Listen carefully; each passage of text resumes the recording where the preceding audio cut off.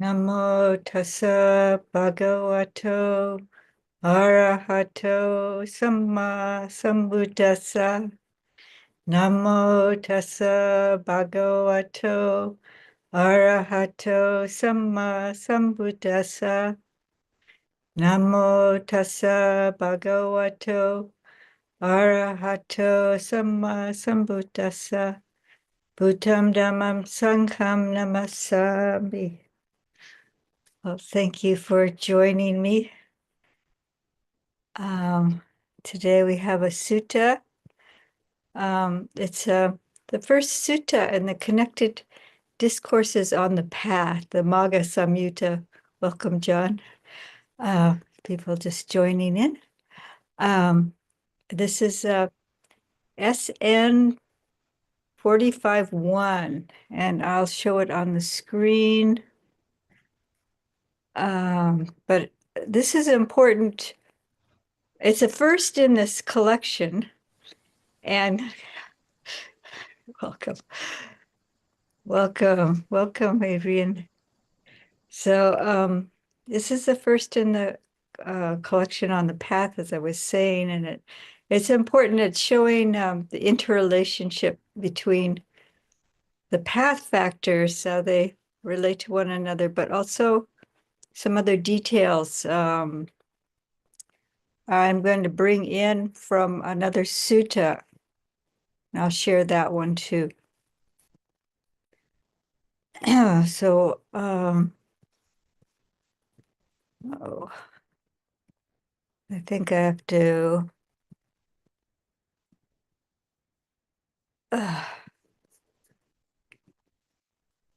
navigate away for a second. So there's it's a learning curve.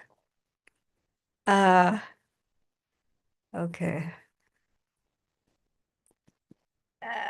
Now I've got it, the sutta. So you should see the sutta now. Let's see if I can put this up somehow else. There was a way of moving it.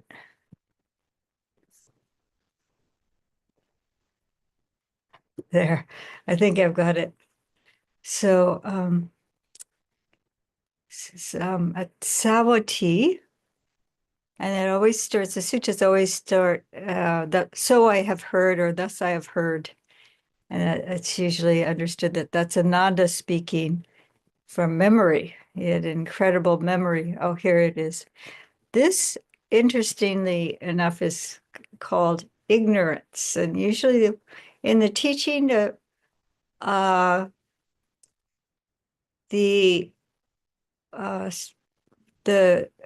what you want to get to abandon is talked about first. The problem is talked about first, and this is almost like it's the steps on the path where we have to recognize what our obstacles are in order to help us develop the positive. So if we don't know what's in our way, we can't make any progress, or we may make progress but keep falling back. So ignorance is like a root of most of our, or all of our troubles. And there's a number of suttas called ignorance. And like, as I was saying, it says Samyutta Nikaya, so SN 45-1. So at one time, the Buddha was staying near Sawati in Jeta's Grove, Anathapindika's monastery. There, the Buddha addressed the mendicants. Mendicants, Venerable Sir, they replied. The Buddha said this, Mendicants, ignorance precedes the attainment of unskillful qualities, with lack of conscience and prudence following along. So there's this word here. It's hiriya. People may know about hiriya otapa. So this is ahiriya. So this translation here is shameless unashamed, without conscience. So what it's telling us, see, I've got to move this somehow.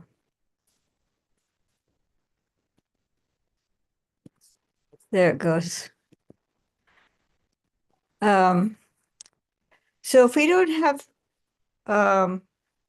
ignorance, if we don't have intelligence, we don't have wisdom, or we're giving way to ignorance, then unskillful qualities will dominate our hearts. So there's also shamelessness, fearlessness of wrongdoing, moral recklessness. So these are definitely things we want to avoid.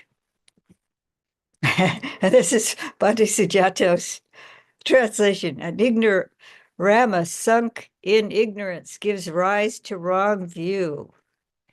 So this is micha diti. So if you know Pali, you might be used to the word samaditi, but there's also micha diti. And also if you just see diti by itself, it's a view, and it's usually a mistaken view. There's Indra's net, and there's like 64 views in it, and these are all wrong views that people hold.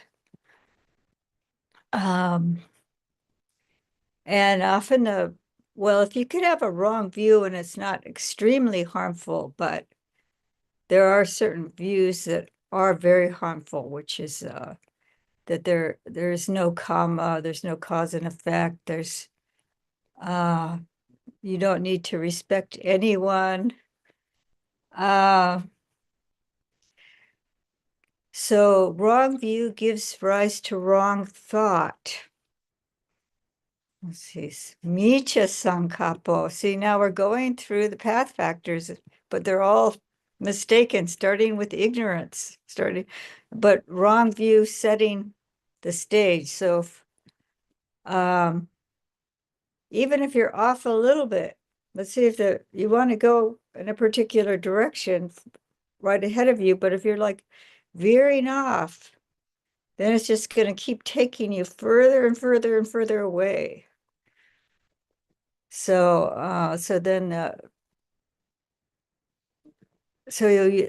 wrong view gives rise to wrong thought or wrong intention. Sama sankapo is translated as right intention or right thought. And this is micha. Wrong intention, wrong notion, wrong idea, wrong concept. Sankapo. And so if our view and our intentions are incorrect, then it gives rise to wrong speech. This is micha sankapo. Oh, I'm sorry. Where am I? I'm on the wrong one. Micha wacha, wrong speech. Sorry about that. Bad speech, badly spoken. And then wrong speech gives rise to wrong action. So we may be speaking internally. A thing about wacha is that or speech, there's internal speech as well as what comes out of our mouth.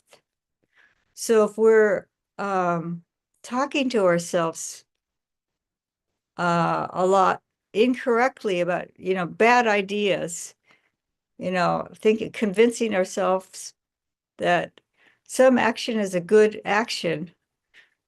Oh, no one's going to notice if I do that, or it's not that big of a deal or something. And so we convince ourselves this is wrong thought, giving rise to wrong action, which is wrong behavior. And we're going to get into that shortly. I'll talk a little bit more about this when we get to the other sutta. Wrong action gives rise to wrong livelihood. So if we're not afraid to do harmful actions, then we're maybe engaging in a livelihood that's harmful.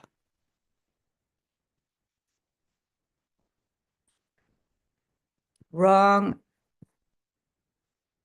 livelihood gives rise to wrong effort. And Micho Wayamasa. Micho Wayamo, that's wrong effort. Having incorrect endeavor.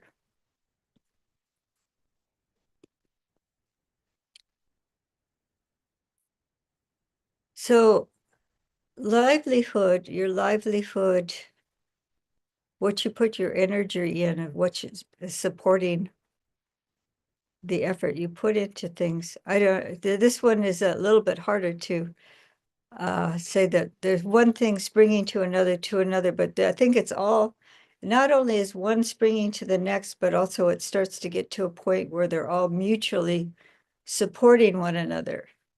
So once you're, yeah, so what you choose to develop and what you choose to abandon, this is effort, your effort. In the Buddhist teaching, Vayamo is, when it's sama Vayamo, then it's abandoning the unwholesome and developing the wholesome. So you're doing the opposite. So your livelihood, maybe just reinforcing all that. I think that it starts to be mutually supportive at a certain time. And then wrong effort gives rise to wrong mindfulness. So where you're putting your attention, this mindfulness is how you're directing your attention. And are you directing it skillfully or unskillfully? And are you the right effort and right mindfulness work together? So the wrong effort and wrong mindfulness would be reinforcing one another too. And then this gives rise to wrong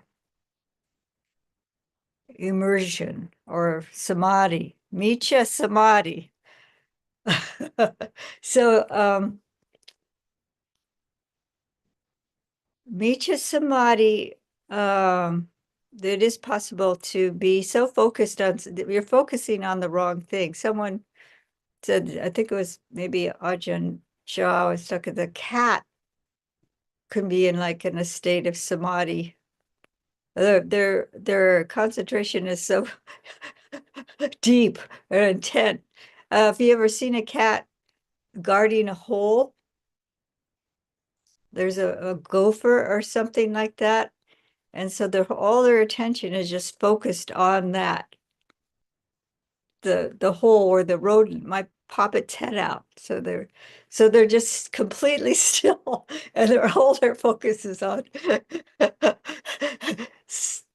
being able to snatch that rodent. So that would be an example of miccha samadhi. But for human beings too, we might get into something that we think is some exalted state, but it's not really samadhi. So this is the wrong path, the ignoble eightfold path, the path we want to avoid, starting with ignorance. So here we have knowledge. Knowledge precedes the attainment of skillful qualities, with consciousness and prudence following along.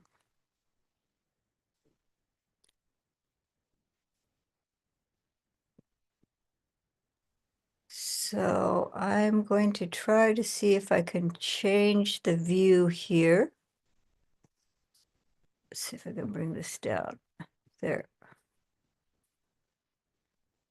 We're changing the view. So this is in Majjhima Nikaya 9. There's like 16 permutations of right view. So we have to understand what right view is. And a super mundane right view is a complete understanding of the Noble Eightfold Path that really possess the Four Noble Truths, actually, and the Noble Eightfold Path. But here, the first thing, this is Venerable Sariputta, is talking about what right view is. And this is Bhante Sujata's translation. A noble disciple understands the skillful and its root. And Bhante Bodhi translates this as the unwholesome and its root, and the skillful and its root. So that would be the wholesome and its root. When they've done this, they're defined as a noble disciple who has right view, whose view is correct, who has experiential confidence in the teaching and has come to the true teaching. But what is the unskillful and what is its root? This is a rhetorical question. He knows it for himself. And what is the skillful and what is its root? So the unskillful is killing living creatures, stealing, and sensual misconduct, speech that's false, divisive, harsh, or nonsensical, and covetousness, ill will, wrong view. This is called the unskillful. So if we don't understand harming, this is basically harming others. And this is like 10 courses of wrong action. And what is the root of the unskillful? Greed, hate, and delusion. This is called the root of the unskillful. So, lobo, doso, moho. This is a greed, hate, and delusion, the Pali words. And all unwholesome actions through body, speech, and mind come from these unwholesome roots. So if we don't want to recognize that these things are harmful, these actions are harmful, or some people might think that greed is actually a virtue. They might not call it greed, but like to be able to get as much as I can for myself is a good thing. and enjoying sense pleasures just for the fact of enjoying sense pleasures, this is a good thing. And there's this righteousness, indignation, hatefulness, blaming people. All this is in the realm of dosa, hatred. And this is giving me fuel to care for myself and my family. So, so that there's some idea that hatred is, some people can delude themselves, and the delusion's at the bottom of the whole thing, of course, thinking that this is a good thing. This is virtue. It's a virtue because I get what I want. So then the Buddha offers us an alternative. Sariputta is speaking in the sutta, but this is the Buddhist teaching. And what is the skillful? Avoiding killing living creatures, avoiding stealing, avoiding sensual misconduct, avoiding speech that's false, divisive, harsh, or nonsensical. Contentment. So this is really beautiful. This is what Bhante Sujato translates.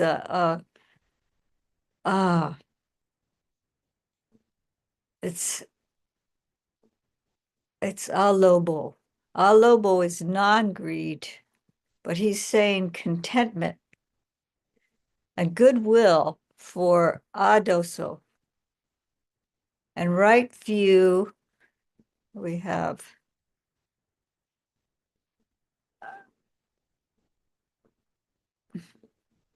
goodwill, right view. This is called the skillful, and the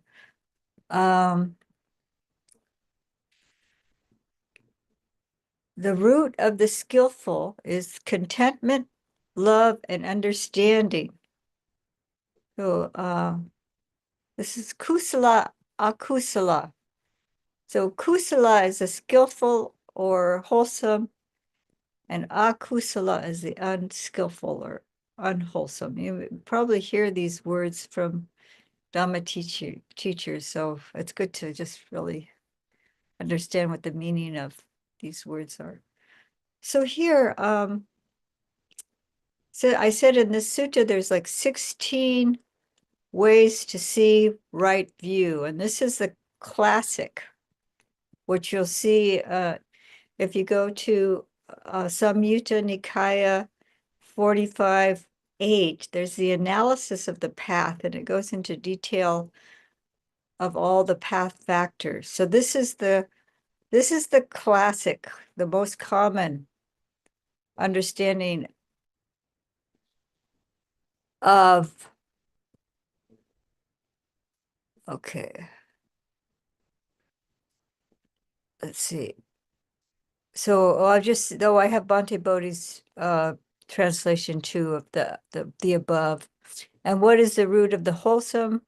Non-greed is the root of the wholesome. Non-hate is the root of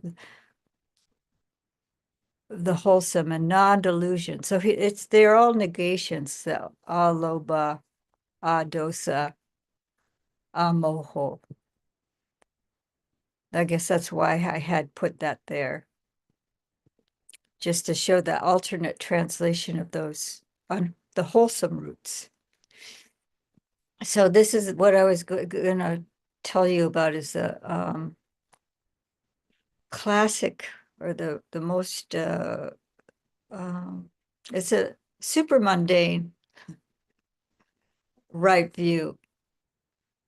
When a noble disciple thus understands suffering, the origin of suffering, the cessation of suffering, and the way leading to the cessation of suffering, here and now make an end of suffering. In this way, too, a noble disciple is one of right view and has arrived at the true Dhamma. So this is the Four Noble Truths. And that's right view. So these, understanding the wholesome and the unwholesome, is going to set us right on the path. If we don't have this, then we can't make any progress. And also, greed is craving. Greed it leads to craving. And so understanding greed, understanding the origin of suffering. You understand the origin of suffering. So they interrelate. So you have to understand that how unwholesome behaviors cause suffering, and it's often out of craving that we misbehave. So these relate strongly to all the teachings, all fit into the Four Noble Truths. It's like the simile of the elephant's footprint, like all the creatures, the elephant's footprint is so huge that any other animal that walks could set its foot in that footprint. So that's how the Four Noble Truths are. All the teachings can fit. They're within the Four Noble Truths. There's a way you can see how they interrelate. But it's good to understand more of the details, like the unwholesome roots and the wholesome root. And once we've abandoned, actually, if you completely abandon the unwholesome roots, you're an arhat.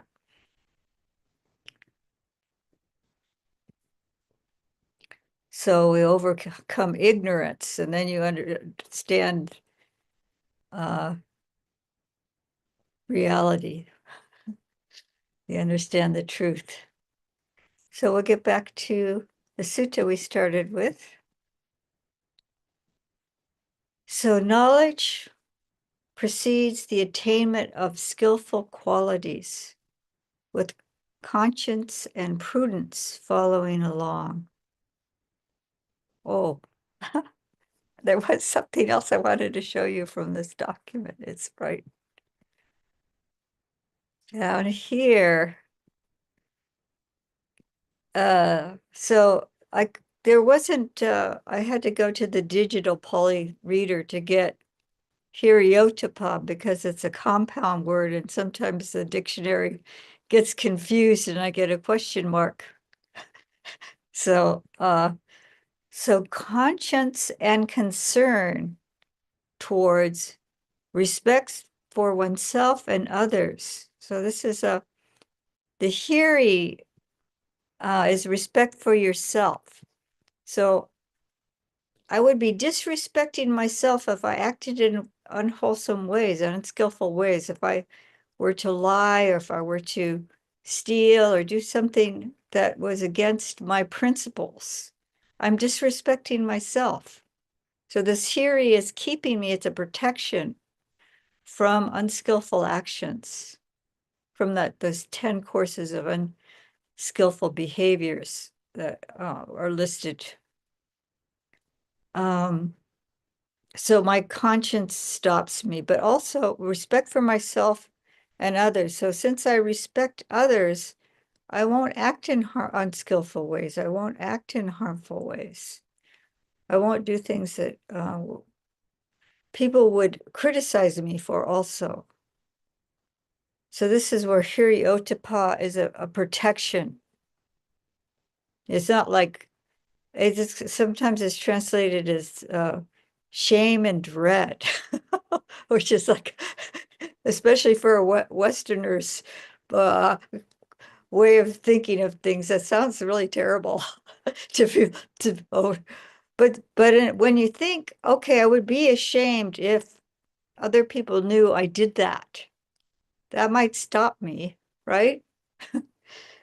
But this one is more on the conscience and concern. Like, I am concerned and I respect myself, so I'm not going to do anything that I would be criticized for, mostly because I don't feel that it's the right thing to do. I can see the harm in it. So this is how Hiriotapa works. So now we can get back again to the sutta. So that's why he's translated it as prudence and consciousness. It's an interesting, it's an old-fashioned word, prudence. But this is what maybe in Australia it's more commonly used. So Vijja is knowledge, wisdom, and understanding. And there's kusala, as I was saying, beneficial, useful, good, wholesome, skilled. Skillful is that's why a lot of people like the word skillful. It says, a sage, firm in knowledge, gives rise to right view. So through our understanding, through our experience, through our understanding, right, we understand right view. A sage firm in knowledge gives rise to right view, Right view gives rise to right thought. Samaditi, samasankapo, and the correct intention, right volition. So intention,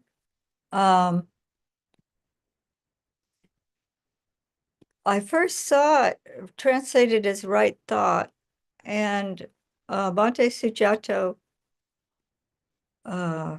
prefers that translation. As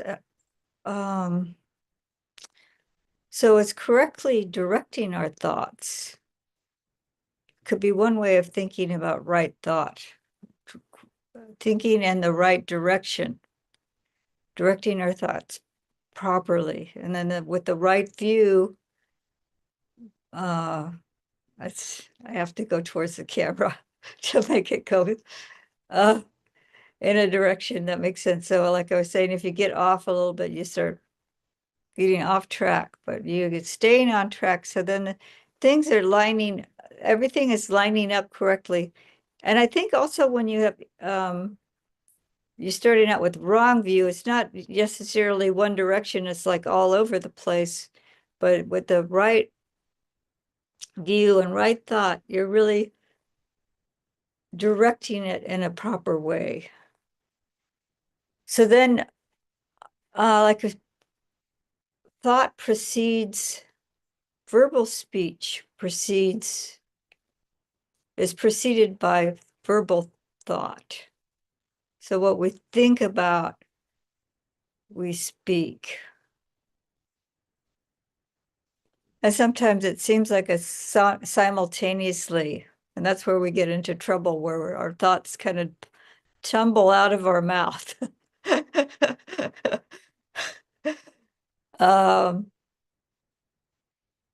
So samma vaca. So like I was saying, there's mental verbal formations, and there's the actual speech that comes out of our mouth.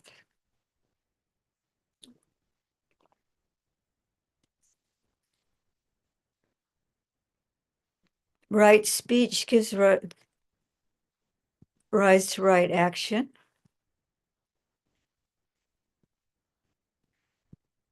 And like I was saying, that internal speech will kind of egg us on to do something unskillful, or we can direct our actions. Like I can be thinking to do something and I say, oh, that's a bad idea. Maybe I should try something else. Maybe I should do it differently. Or, oh yes, that would be very helpful. I can speak to myself internally, or, oh, it's time to do this. You might notice this internally, this going on, our little pep talks to ourselves to time to get up. Time to get out of bed. Oh, but it's so warm and cozy. No, time to get out of bed. So this right speech gives rise to right action. And then when we're acting properly, our livelihood will be proper. All the right thought, right speech, right action will support a right livelihood. Sama Ajio, correct livelihood, right mode of earning a living. So this is a type of living that doesn't harm others. There's a whole list of wrong livelihood, like anything that, butchery and owning cattle and our livestock and selling weapons or poisons, anything that's harmful to others is wrong livelihood. So, and it does make sense if you're living a right livelihood, this will support right effort, and there's a fourfold right effort. And it's a guarding against, here, actually, it's in this little document here. I have right effort. This is a formal way of talking about it. It's sama wayamo, generating the desire for the non-arising of unarisen, unwholesome states. So this is guarding. There's a short term for all this, is guarding against unwholesome mental states. And then you make an effort, arouse energy, apply your mind, and strive. That sounds very energetic, doesn't it? Generating the desire for the abandoning. So the short form of this is abandoning unwholesome states, generating the desire for the arising of unarisen wholesome states. So what that means is that if you're, I'm feeling a little bit grouchy, so I abandon the grouchiness, and then I bring up the thoughts of loving kindness. So you bring up wholesome qualities. Or I'm feeling a little bit impatient. I think, oh, how do I practice patience? Can I be patient with this? I'm gonna take a few breaths.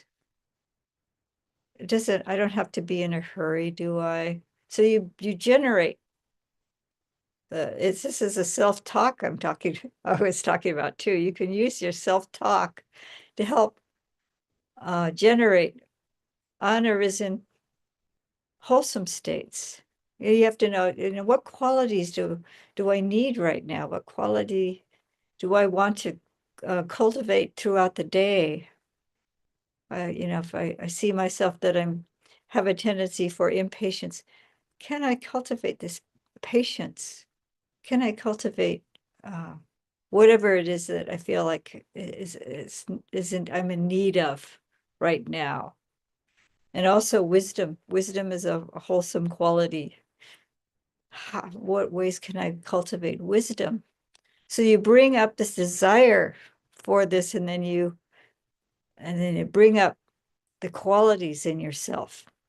How can look into what ways can I bring this up in myself? And then generating the desire for the maintenance of unarisen wholesome states, for their non-decay, increase, expansion, and fulfillment by development of arisen wholesome states. Excuse me, I thought that was wrong. So once we've gotten a sense of whatever, like patience or loving kindness, we have this sense of that. How can I keep that throughout the day? I'd like to keep this throughout the day. When I see myself falling off, then I can just bring it back up. Their non-decay, increase, expansion, and fulfillment by development. So that's the detail of right effort. So we'll go back to this sutta here.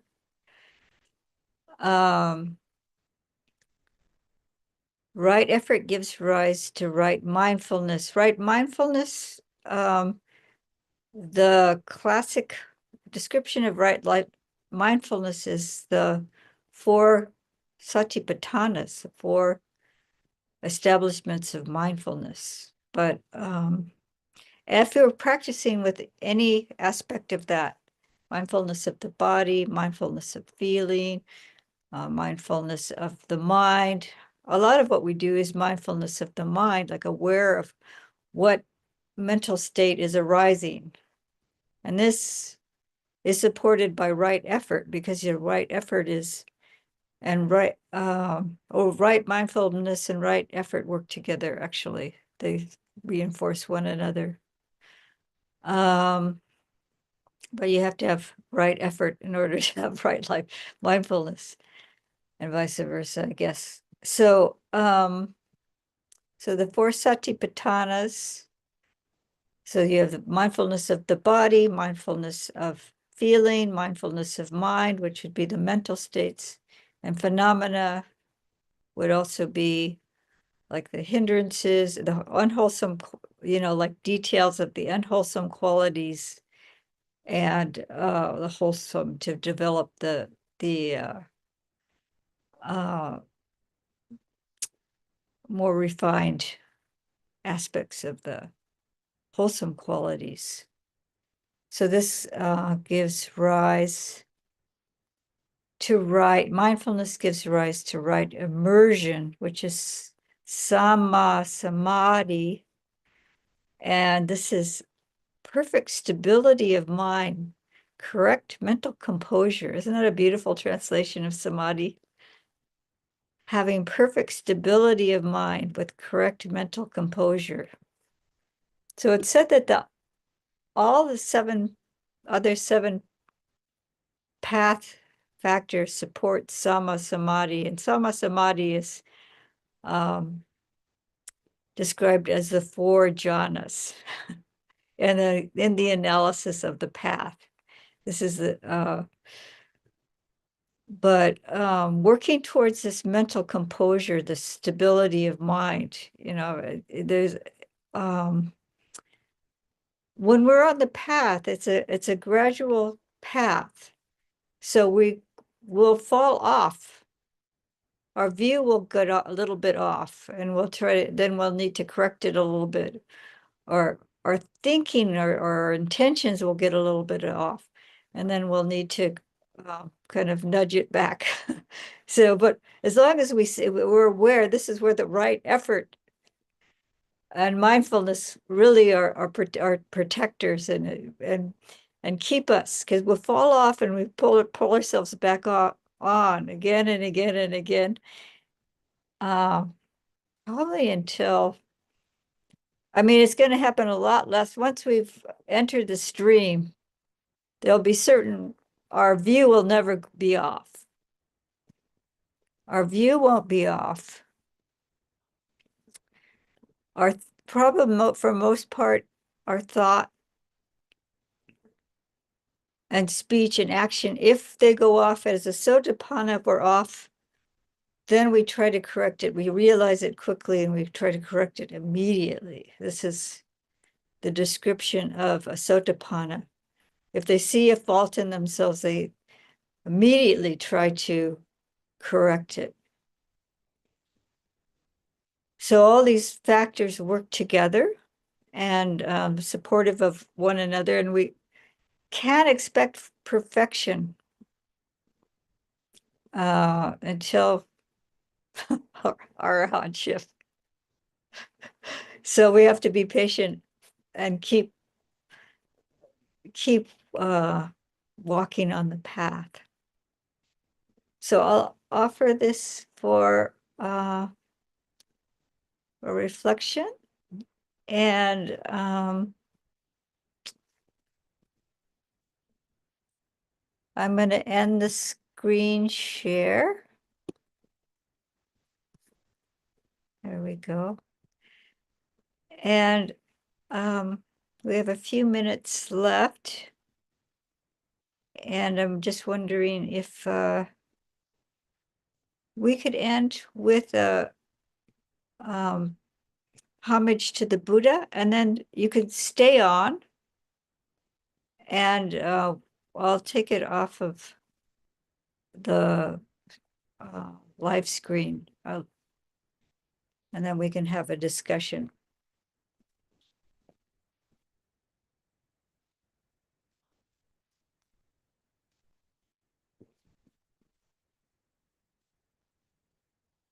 Araham Sama Sambuddho Bhagava Buddham Bhagavantam Abhivademi Wakato Bhagavata Dhammo Dhammam Namasami Supatipanno Bhagavato Sāvaka Sangho Sangham Namami.